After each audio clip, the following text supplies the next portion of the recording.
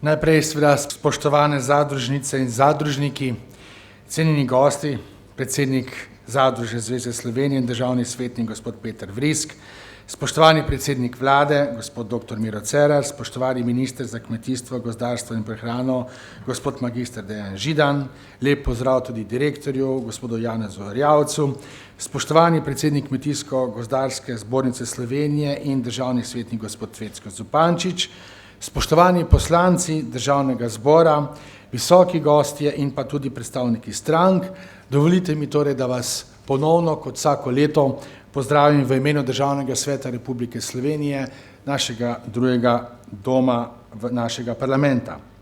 Še posebej bi želel izpostaviti, da me veseli, da je sejem skozi zadružno druženje tukaj v Gornji Radgoni v bistvu tudi letos svečano obarvan. Med nami so namreč najbolj zaslužni zadružniki, ki bodo tudi danes prejeli priznanja za svoje uspešno delo.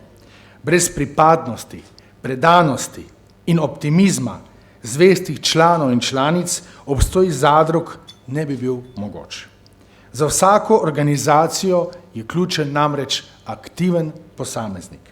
Zato iskreno čestitam vsem zadružnicam in zadružnikom, seveda pa tudi vodstvu Zadružne zveze Slovenije, ki sledi viziji delovanja v korist članstva in s tem tudi Republike Slovenije. Tudi v Sloveniji na srečo se vse bolj zavedamo, da so zadruge ekonomski model med zelo uspešnim smernimi razvoji gospodarstva in družbe za prihodnji čas. Predvsem zato, ker se z zadružništvom spodbuja drugačen model gospodarske dinamike. Kot kažejo primeri številnih evropskih držav, je z zadružnim povezovanjem mogoče blažiti in tudi reševati enega od najhujših problemov sedanjega družbenega trenutka. To je velika nezaposlenost, ki ogroža temelje blagostanja vsake države in pa človekovo dostojanstvo. Zadruge se ob tem kažejo kot alternativa, kot sporeden, zanesljiv in trden steber družbene ekonomije. Prav zadruge ste tisti gospodarski subjekt, ki se niste dovolili, da bi se vas kriza še toliko bolj prizadela oziroma dotaknila in da ste kljub težkim časom v bistvu ohranjali delovna mesta oziroma lahko rečemo, da jih ustvarjate nova. Skoraj 150 let zadružnega povezovanja v Sloveniji kaže na trdoživost zadružnega modela, ki je pri nas preživel že vse 3 države. V Državnem svetu Republike Slovenije si prizadevamo, da bi v Sloveniji še bolj prepoznali vlogo zadrug. Skrbeti nas mora tudi lastna pridelava in predelava hrane, ohranjanje delovnih mest, zlasti na podeželju, ter s tem v zvezi z njegovo obdelanostjo in poseljenostjo.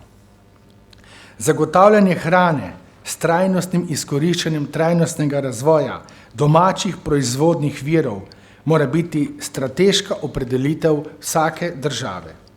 Le na tak način lahko dolgoročno utrjujemo našo politično in ekonomsko suverenost.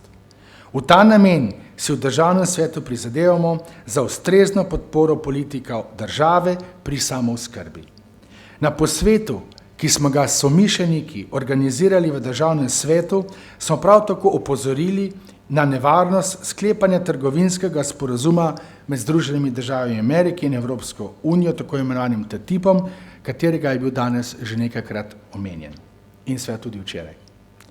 Prav tako smo skupaj z Zadružno zvezo in Kmetijsko-gospodarsko zbornico na primeru ponovno opozorili na številne neizkoriščene možnosti naše države na področju gozda in lesarstva. Seveda tukaj so se sedaj določene stvari že premaknile v pravo smer, pa vendarle je potrebno dati tukaj še dodatno podporo, moralno, kakršnokoli. Ker zadruge upravljate pomembno gospodarsko dejavnost, državni svetniki podpiramo prizadevanje za enakopravnost zadrug z drugimi gospodarskimi subjekti. Zavzemamo se za tako zakonodajo, ki bo zmanjševala administrativne ovire in nepotrebne bremene in vzpostavila kakovostno podporno okolje za ustanavljanje, rast in promocijo zadrug. Ena od možnosti je tudi morda davčno ugodnejša obravnava zadrug, kar bi še spodbujala združevanju oblike organiziranja prihodnosti. Spoštovane zadružnice in zadružniki, spoštovani visoki gostje.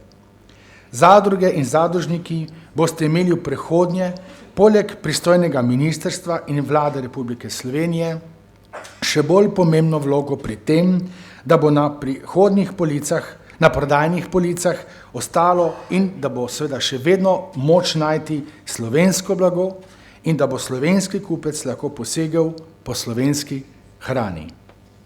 Hrana ostaja strateška surovina, tesno povezana z gospodarstvom, turizmom, kulturo in zdravjem.